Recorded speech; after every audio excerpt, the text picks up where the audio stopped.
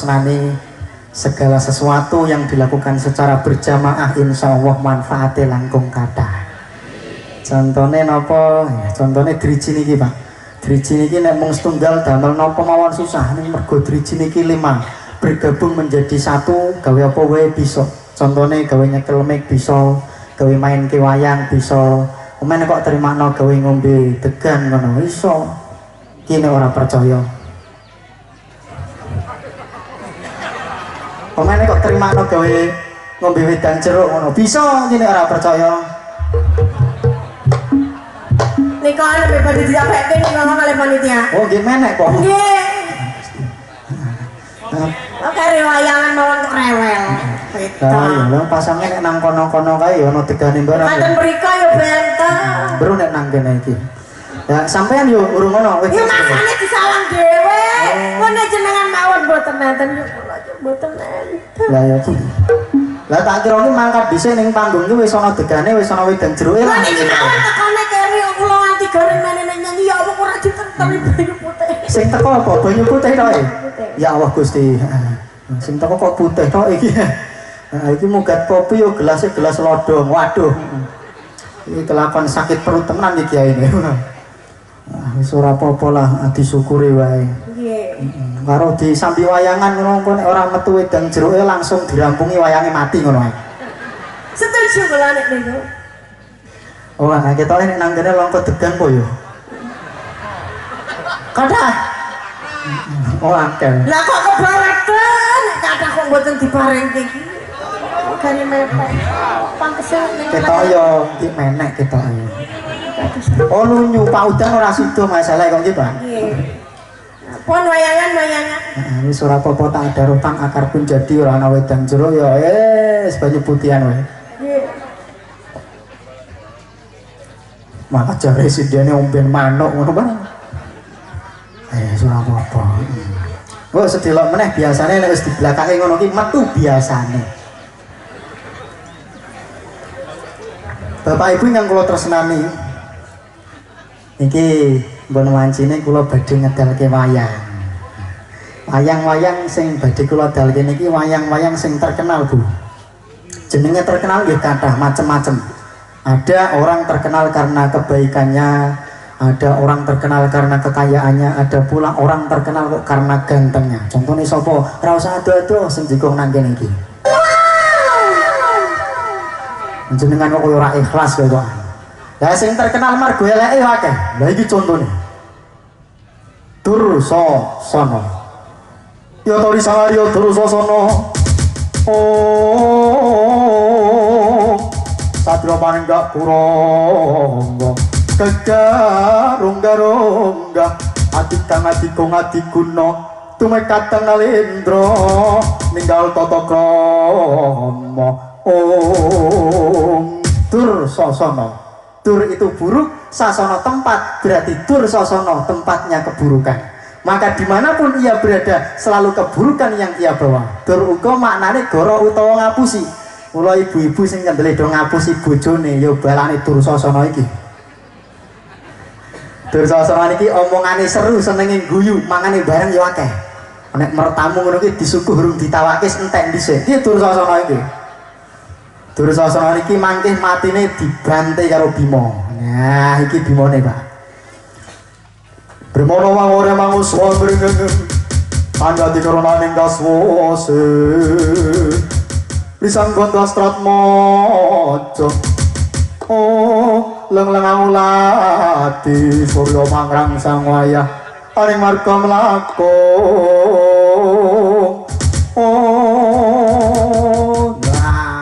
Ngeten iki terus perang niki, Pak. Nek diperangke ngono ya sedina sewengi ora ana rampunge niki. Arep diperangke napa mboten niki, Pak? Perangke walaupun ora ana wedang jeruke. Dikon merangke tapi ora ana wedang. Wih lah. Ayo ketara. Tak enteni. Tak arep tiwas keberangke bisa kepethuk karo aku ning Indrasari kene. Wow, nopo kakang Dursasana. Padha-padha sak peguron. Aku murid Begawan Durna, kaya murid Begawan Durna. Ayo, saiki padha dicoba piwulangi Begawan Durna. Sing luwih unggul Dursasana apa? Werkudara. Wah, yen mancen kaya mengkono sing dadi karepanmu Kakang Dursasana. Ayo, tak ladeni. Sing ati-ati sing peno, tepat gadamu, persat nyawu.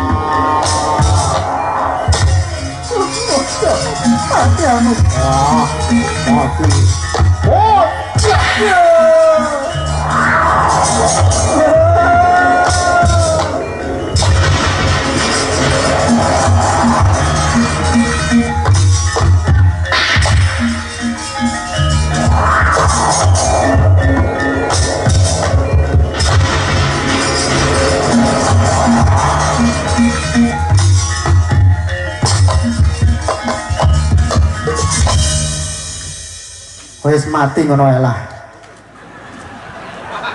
Isih suwi asline, Pak. Oh, is asline wis suwi. Lah iya sedina sewengi nek diteruske ora ono rampunge, tapi sayange kok ora ono wedange.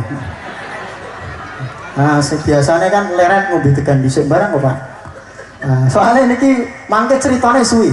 Akhirnya niki Dursasana iki keweden 4 kali jenenge kali ceng-ceng goleng kali napa, Pak?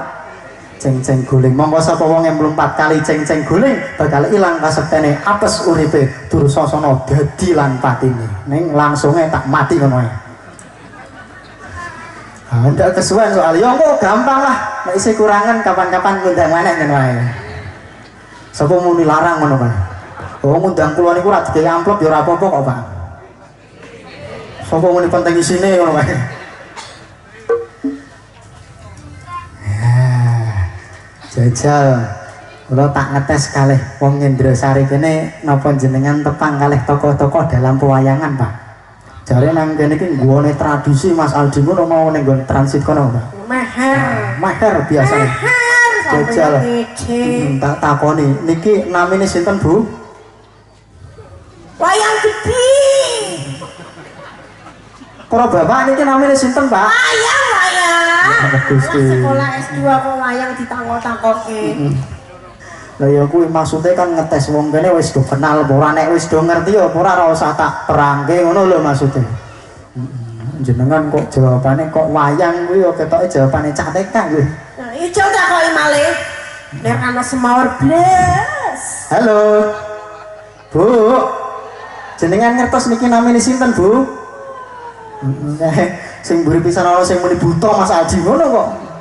Pancen buta, Pak, tapi kan ana jenenge. Nah, niki namine Kumbakarna adine Rahwana. Nanging senajan Kumbakarna adine Rahwana, Kumbakarna sifate mulya, Pak. Nek Rahwana kan sifate angkara, nek Kumbakarna niki sifat satriya. Walaupun berbadan besar, berwajah sangar, tetapi selalu membela yang benar. Kayak enggak masalah, Bro, emang dari sononya syukuri aja. Ibaratnya biarlah nggak terlalu ganteng wajahnya, asalkan ganteng hatinya. Biarlah nggak terlalu cantik parasnya, asalkan cantik hatinya. Biarpun miskin harta, asalkan kaya hati. Sing buri muni pret ngono kae. Kumbakarna niki mangan lan turune ngedap-edapi, Bu. Wah, nek mangan ngono ki tau ngentekke tumpeng 1000 ingkung godel 7. Nek turu ngono ki mbok digebuki nek urung karep tangi ya ora bakal tangi wong karang buta ngono. Wah, niki nek diperangke yo sing mau kae sedina sewengi, nah niki rong dina rong wengi, Pak. Mula kula wedi nek dikon merangke ora cucuk masalahe. Sopo muni ra cucuk karo wedange ngono. Malah ono sing muni ra cocok karo amplope apa ngono. Lah ya maksude niku ora cocok kalih tenagane, Pak. Lah ya rong dina rong wonge kon perang wayang ya entek suarane. Iki halal bihalal wayahe ngaji berkali-kali niku, Pak. Mula ya kudu dijogo staminane. Pemeneh ora ana wedange ya wis lah langsung mati ngono ae. Wah, sebab nek merangke buta ngono iki kudu ana sajene biasane kok, Pak. Merangke napa mboten iki, Pak? Perangke iki, Bu. Wah, niki matine angel, Pak. Dipanah putus dua tangannya masih bisa maju perang. Dipanah lagi putus kedua kakinya masih bisa mengamuk dengan garang. Akhirnya dipanah lehernya, putus kepala dari badannya. Kumbakarna gugur bukan karena membela kakaknya, tetapi membela tanah airnya tercinta. Nek cara wong Endrosaryo, NKRI harga mati. Harap diperangke napa mboten iki? Wonten malih sulatan prayogi satriya gung negari Ngalengka sang Kumbakarna astane nadyan to mung raseksa parandene gayuh utami tuk prupo ing Ngalengka pindha darbe atur mringkeng raka mleh nyelenggana tesamuka tangging guhaturing rayi mungsuh palawanara kandhik lampahing Risang Kumbakarna nguningani dhateng pecahing swasana nggih nyayunan yudha Dewanara menapa reksa negari Ngalengka mandhik mangu raosing Risang Kumbakarna ing gawa-gawa namung ucaping kang rayi nggih dian gunane bisana Kakang Mas Kumbakarna mugi kepareng Kakang Mas Emut percaya swasana perang Ngalengka dalam Wadyawanara menika mboten sanes ingkang nganjalari namung kejaya Kakang Prabu Rahwanaraja menawi mangke Kakang Mas Kumbakarna badhe majeng wonten Rananggana badhe dados menapa negari Ngalengka punapa Kakang Mas Kumbakarna badhe bebela dhateng tiyang ingkang latah angkara menika ayo Kumbakarna etono jiwa pasatriamu negaramu Ngalengka ditak-itak dening Wadyawanara balane Rama Wijaya bedhes elek kowe lair ana ing bumi Ngalengka besok Madaratipun ing Ngalengka yen nganti kowe lila bumi utah ketih mung didak-idak dening bangsa bangsane Wanara peta apa murid ayo Kumbakarna maju ana Rananggana ora perlu kowe mandhik mangu ora perlu mandhik mangu jar pancen aku kakangmu mapan ana nggon sing bener aku mapan ana nggon sing bener yen nganti kowe ora gelem milani kadangmu bakal tak loke sak dosamu wis satria jerih ketih wedi mati kok ora kelingan kok ora kelingan kumbo asmane kumbo anak wis mati wah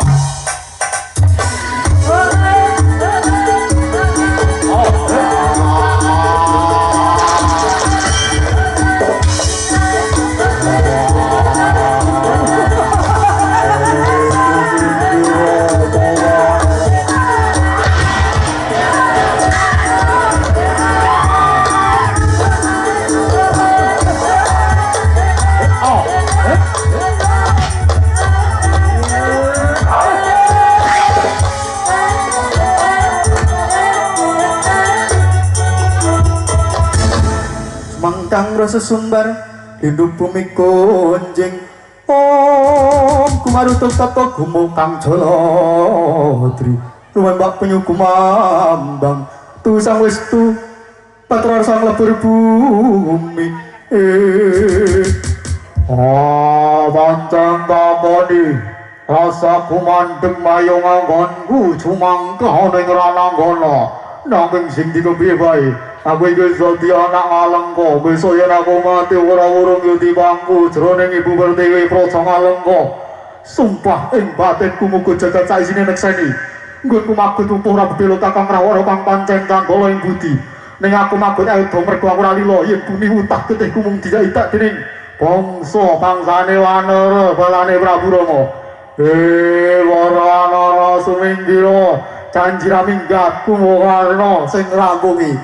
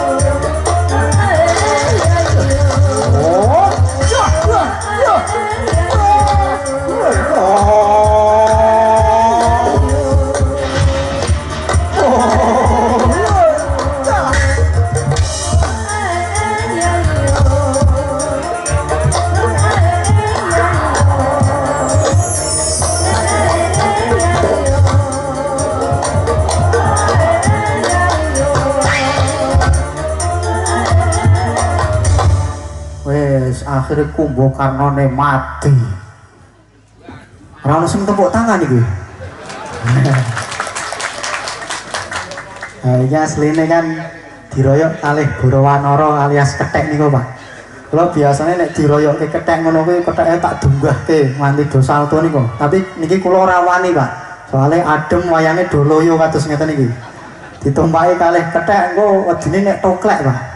Wah, malah kelakon tombok nang kene kuwi. Nah, ini kan dipanah karo Prabu jenenge Prabu Ramawijaya. Ning mergo panahe ora ana toklek karena loyo menika wau. Kula panah kalih keris niki nuwun sewu niki, Pak. Nek wong kene sering delok wayang pakem lha kok ora padha kalih critane ya kae improvisasi nganggo keris kok.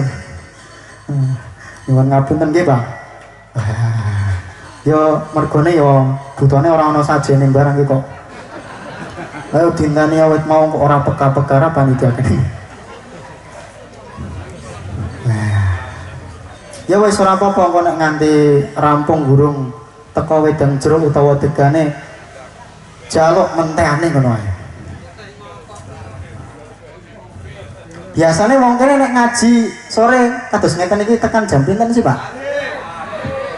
Sapa muni magrib ngono kae. Ana sing muni sak barang kok wis jam piro iki mau? Sapa muni jam kalih ngono kae. Oh, mau wis sore kok jam kalih kowe. Iki wonten lakon sing kula ambil saking cerita Dewa Ruci, Pak. Nyeritake anak kepengin bekti maring wong tuane senajan wong tuane wis sedo tinimbalan datang Gusti Kang Maha Kuwasa. Nah asline kan Dewa Ruci niku nyeritake murid kepengin bekti maring gurune, Pak. Niki tak wae dadi anak kepengin bekti marang wong tuane. Arep diperangke napa mboten niki, Pak? Perangke malih. Wong kene kok senenge kok jebule do perang kok ora, Bu. Ya anggere engko tekan omah ditakoni bojone nek jawab sing genah, Bu. Engko njur ditakoni, "Mau nek ngaji entuke apa makmu?" "Oh, perang kok, Pak." Prasida rukun malah do perang mangke. Dipun sami ambanting sariranira cegah dalar lan uling darapun suto nepsu kang ngombro-ombro reremo ing tiasiraki dadya sabarang karyanira lestari.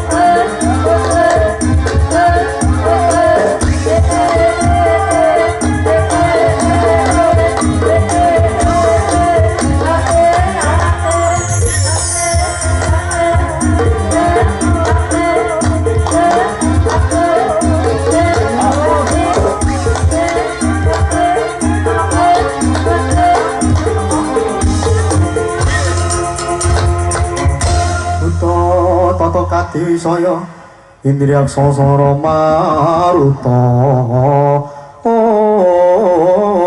yeksa manganak anom siungnya mawengis wong yang Angrojo Betari satria gagah gedhe dhuwur jajangan tekan Negrosari kene sapa? Wah, satria panenggak ing Pandhawa Wijasena aranku kowe sapa? Oh, tepungake. Aku Kang Aran Buta Balakana. Wah, sapa? Buta Balakana. Wah, sing siji sapa? Buta Balakene. Buta kok jenenge aneh. Buta anyaran tukul sadurunge poso. Berarti kowe melu bodo. Melu poso apa ora? Ora, buta kok melu poso. Gaweanku malah godhoni wong-wong sing poso ben padha mokah. Mbangketi kupinge wong-wong ben rada jamaah. Ngileni wong-wong sing rukun ben padha congkrah. Kok saiki wani jejekan tekan kene duwe karep apa? Ngetutke jangkai sikil krenteke ati. Arep tekan ngendi dudu urusanmu. Wah, alah, sengak ya menganmu ya. Kowe nek karo wong Negrosari kene sing do sregep ngaji, sregep ibadah, pernayapane. Wah, balane. Wah, nek ngono kae mungsuhku. Ya ngopo? Aku nderekake para biyayi nyebar agama, ngajak umat padha taat, ngajak wong ben persatuane kuat, ngajak ibadah ben mulya tekaning akhirat. Dianggep mungsuh jalaran apa? Ya pancen kowe kabeh mungsuh aku. Gaweanku pancen abu-abu. Wong lanang tak duwe sing wedok ben tukaran. Anake tak duwe wong tuane ben bentrokan. Nek perlu malah nang omah tak duwe tangga-tanggane ben bentrikan. Kabeh tak duwe pegatan. Aku pura-pura Balakana, aku pura-pura Balakene. Wah, berarti winginane kae ana anak ngenengke wong tuane mergo ora ditukokke HP. Jebul kuwe biang keroke. Wah, ana wong wedok ngenengke sing lanang mergo ora ditukokke gelang. Jebul kuwe provokatore. Kok saiki wani jedul ning Negrosari kene nek ngono aku tak takon, nang kene ana balamu apa ora? Akeh. Sapa balamu ora usah ngaku-aku. Wonge mangkat nang pengajian kene apa ora? Wah, lamun mangkat njur babahe nang sisih ngendi? Sik, tak tilikane ya. Wah, lah kae wonge nang isor cagak kae jikonge. Kudune warnane pink. Wah, pokoke titenane wonge nek mangkat ngaji kacamatanan. Nah, wonge melu guyu teh. Wis, pokoke ora usah keken takon. Pokoke anggere ana wong sing kedele maksiat kuwi balane aku. Ana wong sing seneng gragas duit kas kuwi cese aku. Ana pejabat sing seneng gaglak duit rakyat nguntal duit umat. Nanti do blenduk waduhe kuwi balane aku kabeh. Wah. Kowe nek karo wong wedok sing senenge do ngrumpi ae pernayapane balane. Wah, nek karo wong wedok sing senenge do ngrapi bojone pernayapane. Oh, sedulure. Wah, nek karo wong wedok sing senenge do utang nang warung ning bar kuwi mbambung ora dibayar pernayapane. Oh, lah aku besti aku kabeh kuwi. Oh, biyen sak kelas kuwi kok. Buta kok ngerti besti barang. Ngerti wong buta pinter kok. Biyen aku sekolah. Oh, sekolah apa? Ya sekolah buta. Biyen gaweanku ora tau mlebu ora duwe tata. Buta. Wah. Aku bakal golek ke swarga kanggo wong tuaku sing wis sepuh supaya besok nang alam barzah bisa nampa rahmati Gusti. Besok nang akhirat panggonane swarga. Aku balamu apa mungsuhmu? Mungsuhku. Kowe gelem minggir apa ora? Ora bakal minggir. Wah, ora gelem minggir leno pangendanmu kelakon pecah sirahmu.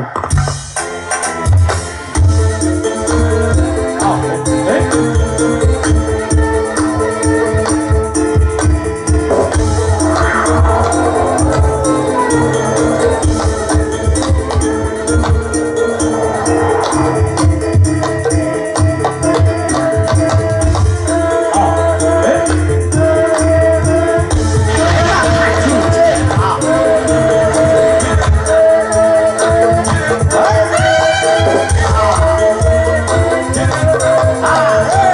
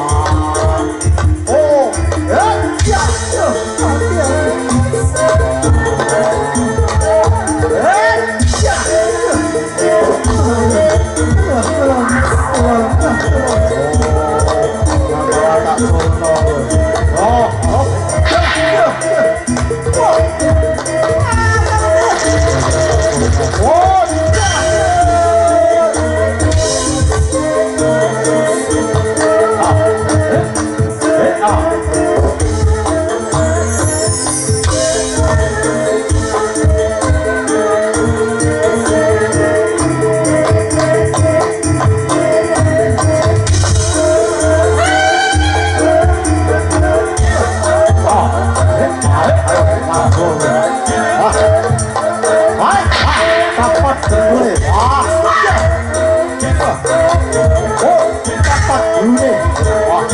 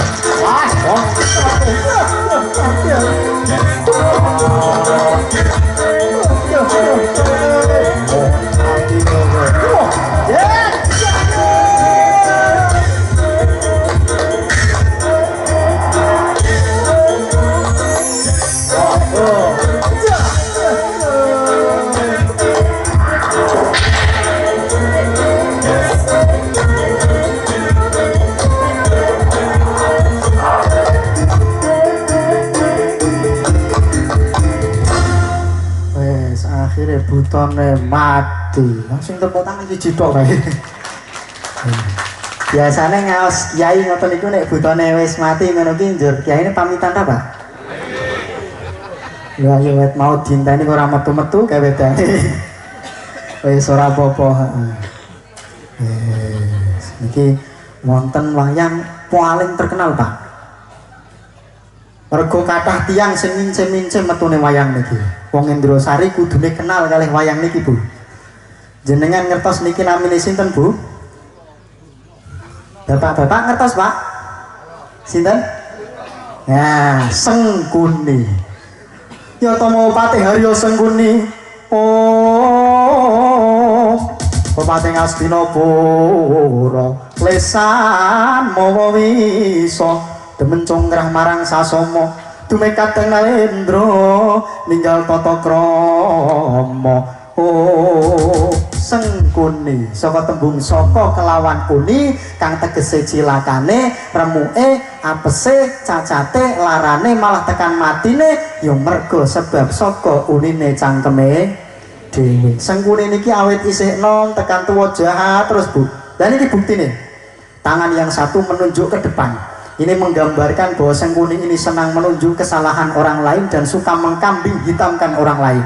Sementara tangan yang satunya ini berbentuk seperti tangan raksasa. Ini menggambarkan bahwa Sengkuni ini sosok yang serakah, menghalalkan segala cara untuk meraih tujuannya. Mula masyarakat nek wis ana Sengkuni ini mesti bakal rusak masyarakate, remuk uripe.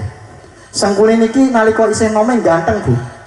Resik kulite, cilik pawakane, bagus praupane. Iki kados kula ngoten iki lah kira-kira. Pawakane maksudnya, Pak.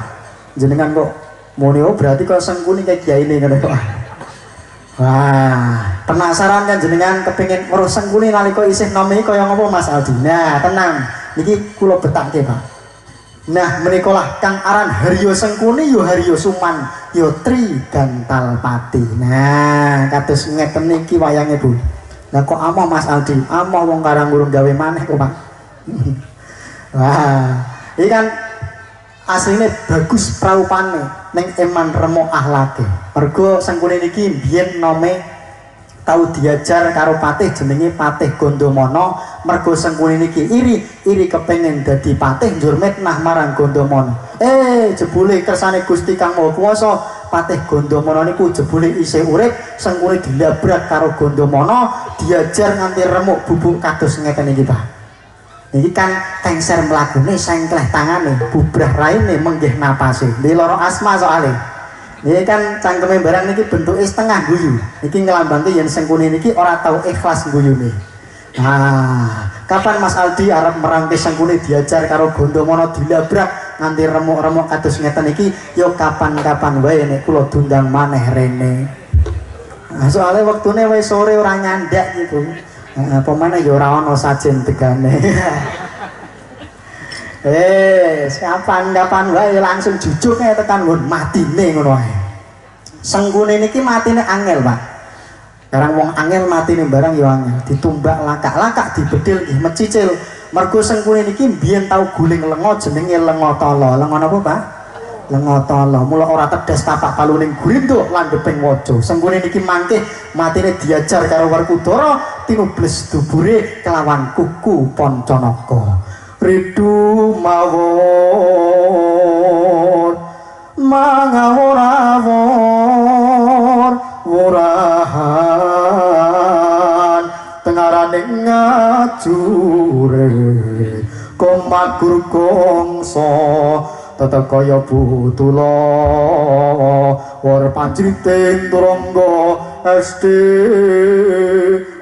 kata engkang Piot layu sapit sengguni angel wong elek wong julik wong tak tubles ngaku kuku Pancanaka ora sirna tak sembah urip-uripan kowe ada arep diajar aku tanah ya aku ada